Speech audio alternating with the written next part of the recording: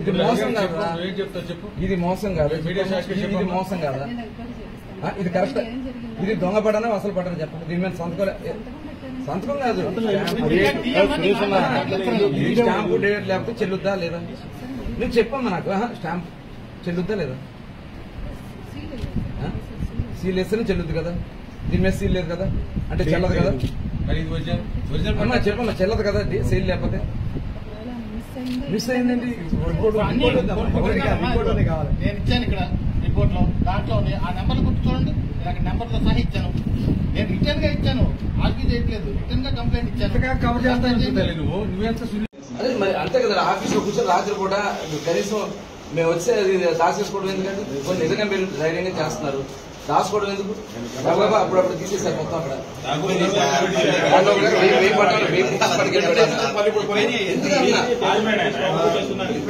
అరే ఎందుకు ఇట్లా చేస్తున్నారు? ఏం మీకు వచ్చిన బెనిఫిట్ ఏంటి, దాని వల్ల ఏంటన్నా చూపించండి.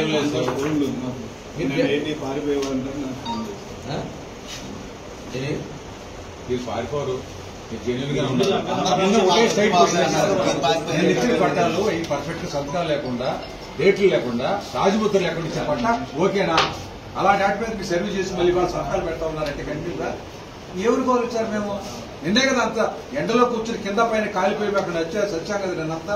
తెల్లారి బయటికి మళ్ళీ నైట్ అంతా అదే పని చేస్తున్నారంటే క్లారిటీ ఇవ్వండి. ఇదిగో కూర్చోబెట్టి ఈ పట్టాలు ఎందుకు ఇస్తున్నాం చూపించండి, మాకు జెన్యూన్ గా ఇస్తున్నాం. మీరు ఈ పట్టాలో తప్పులేదు అని ఇందులో మాట్లాడుతూ బాధపడతాను రే. అది ఇది ఒకటే లేబుల్స్ ఉంటాయి కదా, ప్రింటింగ్ అయినా వచ్చేది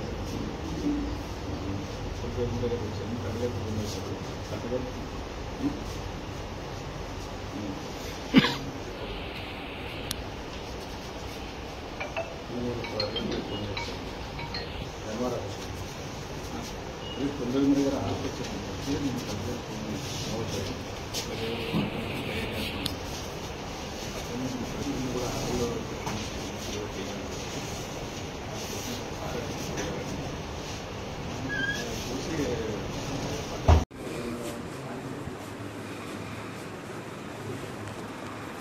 ఆర్డర్ కాపీ చేస్తాను కంప్లైంట్.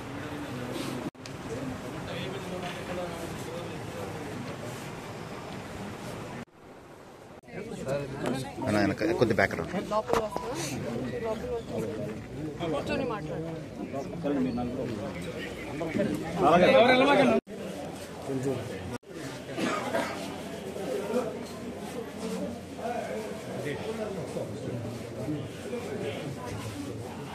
రామకృష్ణ గారు అట్లా జ్వరంగా ఉంది పడుకోండి.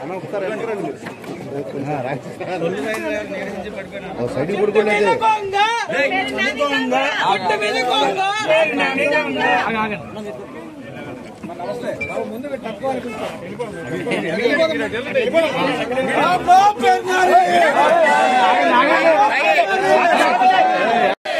గులేరేంద్ర గారి నాయకత్వం.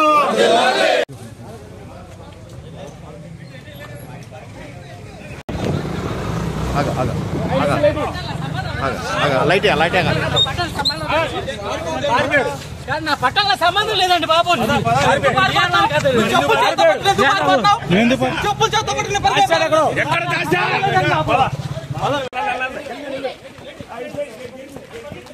చెప్పులు అదే ఎంఆర్ఓ గారిని అడిగారా?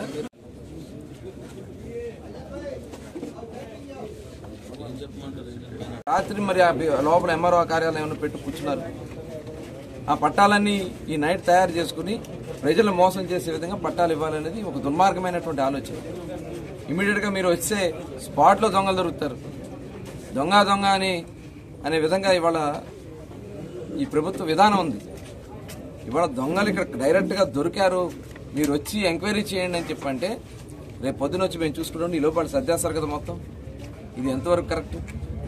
నిజంగా ఇది చాలా చాలా దుర్మార్గం. ఎందుకంటే ఇది పేరు నాని గారి నైజం. ఇప్పుడు కాదు, ఆయన మచిలీపట్నం తహసీల్దార్ కార్యాలయంలో అర్ధరాత్రి దొంగ పట్టాలు తయారు చేసి అక్రమంగా వాటి మీద సంతకాలు పెడుతున్నటువంటి పరిస్థితి చూసి దాని మీద మా వాళ్ళు వచ్చి ఏంటిది ఇంత ఘోరం చేస్తా ఉన్నారు, దొంగ పట్టాలు ఏంటని చెప్పి అడిగితే ఆ పట్టా కాగితాలు ఇచ్చుకుని విఆర్ఏ పారిపోయాడు. ఆర్ఐ యాకూబ్ అని బండి మీద మూట పెట్టుకుని అతను పారిపోయాడు. ఎంఆర్ఓ గారిని సార్ ఏంటిదని చెప్పి నేను కూడా వచ్చి వారిని అడిగితే మేము రెగ్యులర్గా ఇచ్చే పట్టాలు తయారు చేస్తున్నాం అని చెప్పి చెప్తా ఉన్నారు. కానీ మొత్తం కూడా దాంట్లో ఎటువంటి తేడా లేనప్పుడు ఎందుకు పారిపోవాలి అధికారులు? ఎంఆర్ఓ గారు దీన్ని తప్పుదారి పట్టించారు. ఆర్ఎస్ఆర్లో ఎస్ఎఫ్ స్ట్రీట్ ఫీల్డ్కి పట్టాలు ఇచ్చినట్లుగా పట్టాలు ఇష్యూ చేశారు. దాని మీద ఎక్కడా కూడా ముద్ర లేదు, ఎక్కడా కూడా దానికి సంబంధించినటువంటి డేట్ లేదు. దీనికి ఏంటి సమాధానం చెప్పండి అని చెప్పి ఎంఆర్ఓ గారిని మేము అడిగితే కనీసం సమాధానం చెప్పకుండా నిన్న కలెక్టర్ గారు మాకు రిప్రజెంటేషన్ ఉండి ఖచ్చితంగా ఎంక్వైరీ చేస్తానని చెప్పి కలెక్టర్ గారు చెప్పారు. సరే, దాని మీద మేము వెళ్ళిపోయాం. కలెక్టర్ గారు ఖచ్చితంగా న్యాయం చేస్తారని మేము భావించాం. అటువంటి భూమిలో మట్టి తోలిచ్చి పాపం పేద ప్రజలు 1,50,000 అప్పులు చేసి అందులో ఇల్లు కట్టుకుంటాకి పునాదులు లేపుకుంటే తర్వాత అది కోర్టు నుంచి వచ్చి అయిపోయింది. 2009 ఎన్నికల్లో గెలిచారు ఆయన. తర్వాత మళ్ళీ దాని గురించి పట్టించుకోలే. వాళ్ళందరూ కొంతమంది ఆత్మహత్యలు కూడా చేసుకున్నారు. చిన్న చిన్న కూలి పనులు చేసుకునేవాళ్ళు, ఇండ్లలో పని చేసుకునేవాళ్ళు అప్పులు చేసి తీసుకొచ్చి ఏదో ఇల్లు వస్తుందని చెప్పి ఆశపడితే ఆ రకంగా అప్పుడు మోసం చేశారు. మొన్న మున్సిపల్ ఎలక్షన్స్ ముందు ఇంటింటికి ఒక పట్టా రాసి ఇచ్చేశారు. ఒక్కొక్క డివిజన్లో 800-900 పట్టాలు రాసి ఇచ్చేశారు. ఇవాళ 5 సంవత్సరాల క్రితం నిర్మాణం జరిగి మా టైంలో కట్టినటువంటి G+3 ఇల్లు 6,400 ఇల్లు కట్టుంటే ఇవాళ వరకు మీకు పట్టాలు ఇవ్వడానికి మీ మనసు రాలేదే. ఇప్పుడు మీరు దొంగ నాటకం ఆడుతూ ఎన్నికలు వచ్చినాయి కదా అని చెప్పి ఈ రకంగా ప్రజలను మభ్య పెట్టడానికి ఈ రకంగా దొంగ పట్టాలు రాసిస్తున్నారని చెప్పి క్లియర్గా సాక్ష్యాలతో సహా మేము చూపిస్తే ఏం చేస్తా ఉన్నారు అధికారులు? ఎందుకు ఇంత దిగజారి వాళ్ళకి అందలాలకి వాళ్ళు కాళ్ళకి మొక్కే విధంగా పనిచేస్తా ఉన్నారా? ఏంటి అర్థం కావట్లేదు ఈ విషయం. ఇవాళ రాష్ట్రం అంతా కోడేకి వస్తా ఉంది. ఇది దుర్మార్గం, అన్యాయం, తప్పిదం అని చెప్పి ప్రజలు అమాయక ప్రజలు మోసం చేయకూడదు కదా. కాబట్టి అవసరమైతే నైట్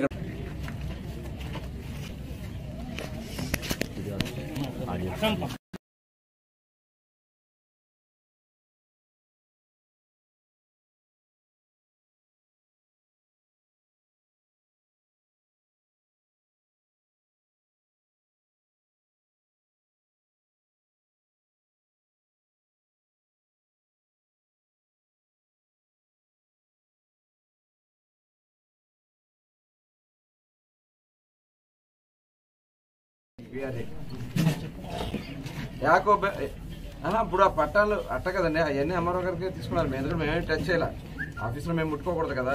అవన్నీ కలిపి బీరోలో పెట్టుకున్నారు. ఇప్పుడు మేము వెళ్ళిపోతే మీరు ఎవరైనా పంపించి అవన్నీ తీసేస్తే బాగుంటుంది. ఈ లోపు అవన్నీ మేమేమో ఆఫీస్ బయట కూర్చున్నాం. ఈ లోపు అవన్నీ సర్దేస్తారండి. ఆల్రెడీ ఇప్పుడు కొన్ని పట్టుకెళ్ళిపోయారు. రేపు పొద్దున్న లోపు మొత్తం ఆఫీస్ ఖాళీ చేస్తారు. హలో, ఇప్పుడు అవన్నీ పట్టుకెళ్ళిపోతారండి. నైట్ పట్టుకెళ్ళిపోతారు అవన్నీ తయారు చేసినవి.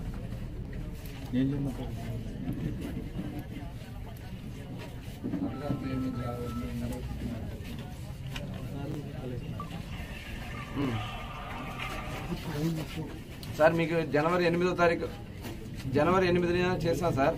జనవరి 8 నుంచి ఎక్కడ కూడా ఎంక్వైరీ ఏం జరగలేదు. ఇవాళ మార్చి ఇవాళ 14వ తారీఖు.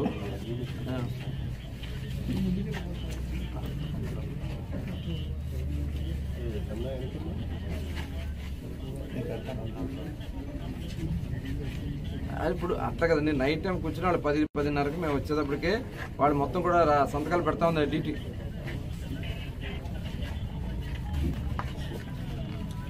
సరే, అట్లా కదండి, మీరు ఎంక్లోజర్స్ కి మీరు పట్టాలు ఇవ్వచ్చు అంటే మేము వెళ్ళిపోతాం ఇక్కడ నుంచి. రోడ్ ఎంక్లోజర్స్ కి పట్టాలు ఇస్తా అంటే రోడ్ ఎంక్లోజ్ చేసుకుని ఇల్లు ఆక్రమించుకుని ఉన్న వాళ్ళకి పట్టాలు అఫీషియల్ గా వస్తాయి. అరే మొన్న మీకు తీసుకొచ్చి చూపించింది అయ్యా కదా సార్, మొన్న మీకు తీసుకొచ్చి చూపించింది street field, SF street field అని చెప్పి మీరేమో సార్ కలెక్టర్ గారు మీరు విజిలెన్స్ పంపించానన్నారు. మీరు ఇక్కడ ఒక నోటు రాస్తుంది, ఆ నోట్ కూడా మీకు కావాలంటే వాట్సాప్ లో పంపిస్తా. ఇది చాలా చాలా దుర్మార్గం అండి ఇది. ఎందుకనంటే అలా ఆఫీసులో కూర్చుని అఫీషియల్ గా ముఖ్యమంత్రి గారు బొమ్మలు వేసి వాళ్ళకి ఇచ్చి ప్రలోభాలు చేయటమే కదా ఎలక్షన్స్ ముందు. ఇంకా 2-3 రోజులు నోటిఫికేషన్ వస్తుంది, 2 రోజుల్లోనే రేపు ఎల్లుండి రావచ్చు.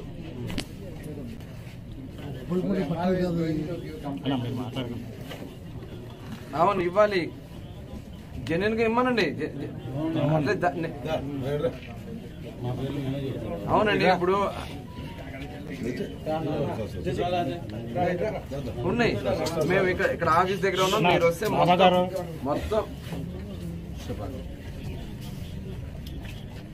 సరే అండి. మీరు వచ్చి ఓకే మీరు కమిటీ అయ్యండి, మేము ఇక్కడ బయట రోడ్డు మీద పడుకుంటాం. మీకేమి ఇబ్బంది కలిగింది? అవును మేము ఆఫీస్లో లేవండి, మేము రోడ్డు మీద పడుకుని ఉంటాము. పొద్దున్న వచ్చి మీరు ఆఫీస్లో మీరు ఏం లేదు సార్, మేము ఇక్కడ బయట పడుకుంటాం రోడ్డు మీద. పొద్దున్న మీరు వచ్చి వినపడుతున్నారు.